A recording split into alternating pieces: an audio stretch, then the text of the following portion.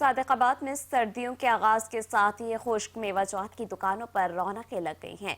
शहरियों बादाम, पिस्ता, काजू खरीदने में मसरूफ हैं। मजीद जानते हैं तहसील रिपोर्टर शफीक अहमद की इस रिपोर्ट।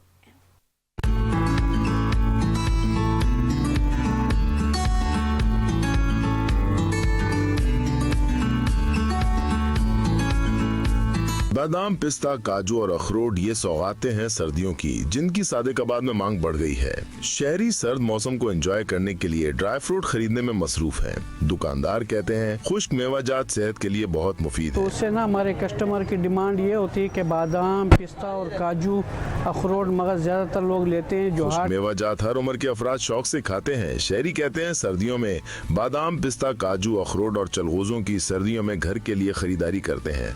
बच्चे भी बहुत पसंद करते हैं। और ये ड्राई फ्रूट का सीज़न है, बच्चों के लिए, बड़ी एजों के लिए बहुत अच्छी चीज़ है।